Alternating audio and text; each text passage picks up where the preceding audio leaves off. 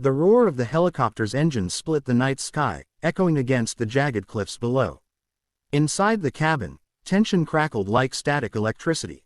Soldiers shifted nervously, their hands tightening around rifles, eyes darting toward the lone figure strapped into the center. Her presence was calm, almost unnerving, in a room where fear had become a tangible weight. "Why her?" muttered one of the younger soldiers, barely 20, his voice trembling despite the bravado he tried to summon. The others shot him a glare, but the question hung in the air, unchallenged. They knew who she was. They had heard the whispers, the legends, but this was beyond anything even the most experienced among them had witnessed. The female operative, call sign Raven, sat silently, her eyes closed for a moment as if feeling the pulse of the wind outside the helicopter.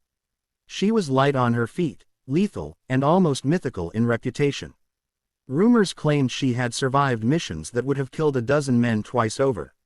And yet, here she was, strapped to a bench alongside these soldiers who had been told she was expendable. The mission briefing had been blunt. A high-value target held a group of hostages at the edge of a canyon, guarded by mercenaries with modern weaponry and a clear advantage in numbers. The plan was audacious. Land close enough to strike, neutralize the threat, and extract the hostages. But the catch, the reason for this particular squad's unease, was the order given before takeoff. "Raven goes first," the commander had said. "She goes out. If she survives, the rest of you follow." Nobody questioned the logic. On paper, it made sense. But in reality, it was a gamble on a human being, a risk that many couldn't stomach. The helicopter tilted, banking sharply over the canyon edge. A chill swept through the cabin as the wind howled, carrying with it the scent of wet rock and pine. The soldiers gripped their harnesses, their knuckles white. Raven opened her eyes and looked at each of them in turn.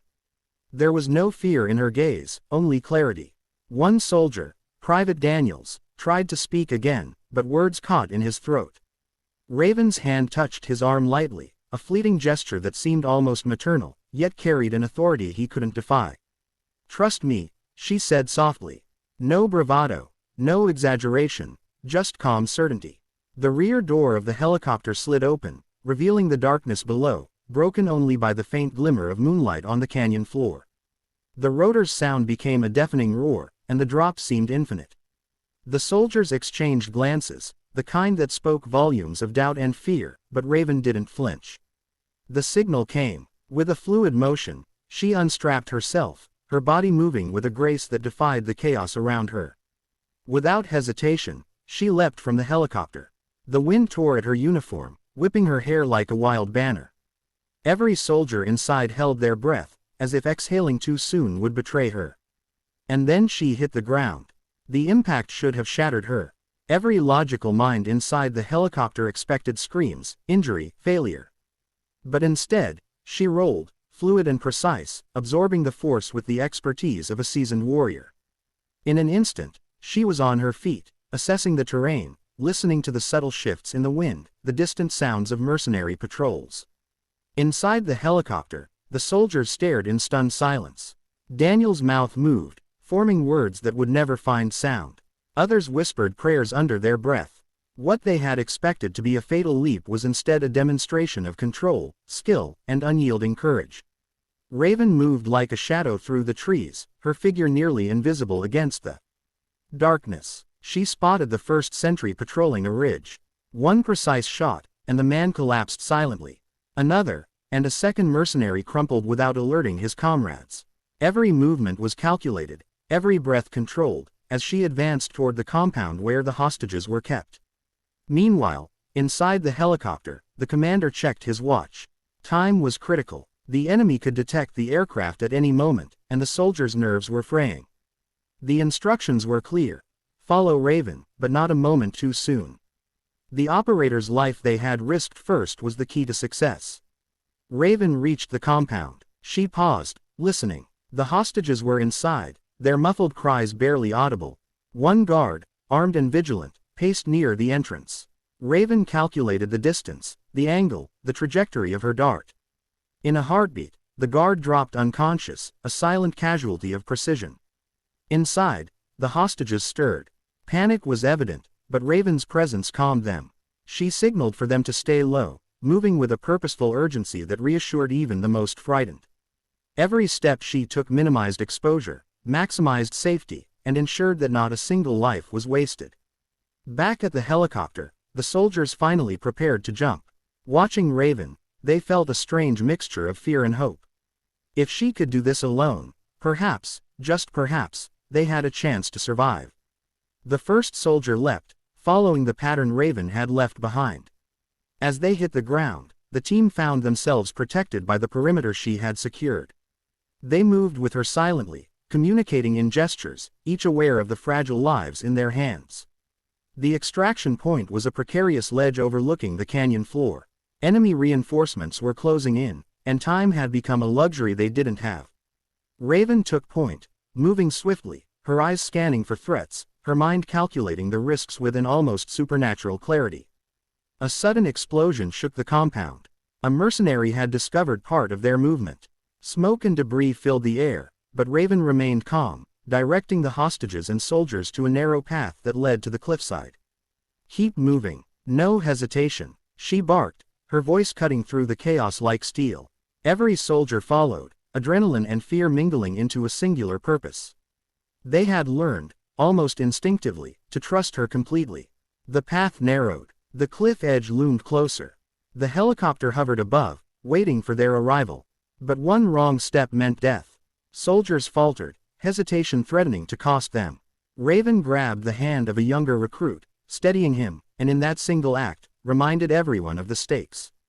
Courage was contagious, and fear could be overcome.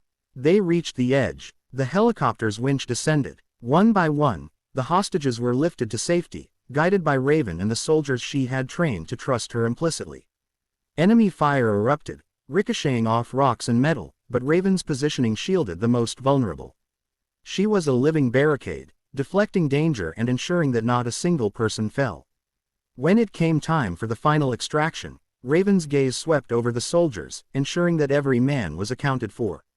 She was the last to move, as always, covering every angle, calculating every risk. The winch lifted her, and she ascended into the sky, the roar of the helicopter now a melody of triumph rather than terror. Inside the helicopter, the soldiers exhaled in unison. Relief, awe, and gratitude coursed through them. They had followed orders, yes, but it was her courage, skill, and unshakable resolve that had turned a mission that seemed impossible into a success story. They would carry for the rest of their lives. Raven looked down at the canyon below, the darkness now a witness to a story of survival, courage, and unyielding determination. She didn't celebrate. That wasn't her style. She simply secured her gear, allowed herself a moment of quiet, and prepared for the next challenge.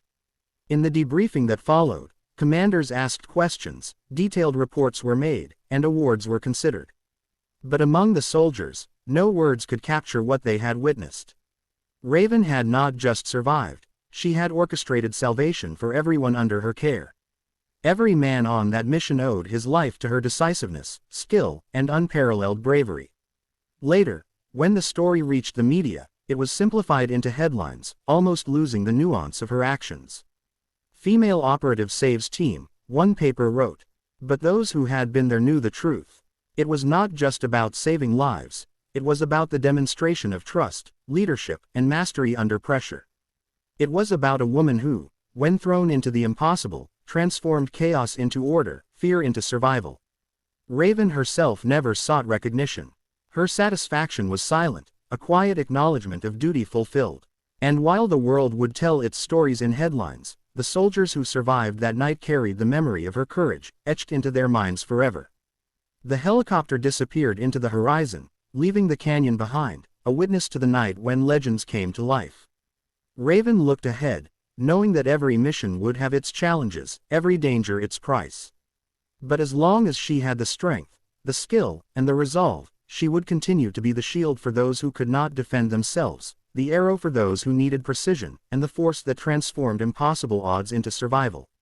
The soldiers would tell their own children about that night, about the woman who had jumped into death and emerged victorious, carrying hope in her wake. And though her name might be whispered, never shouted, it would become synonymous with courage, with excellence, and with the unwavering power of one person to change the fate of many. Because that was who she was. That was Raven. That was the truth behind the story. They threw her from the helicopter, and she saved everyone on board. Description for YouTube. Experience the unbelievable story of Raven, the operative who defied death and saved every soldier on her mission. Watch courage, skill, and determination in action in this gripping tale of survival. Subscribe to her world stories for more incredible real-life legends and heroic adventures.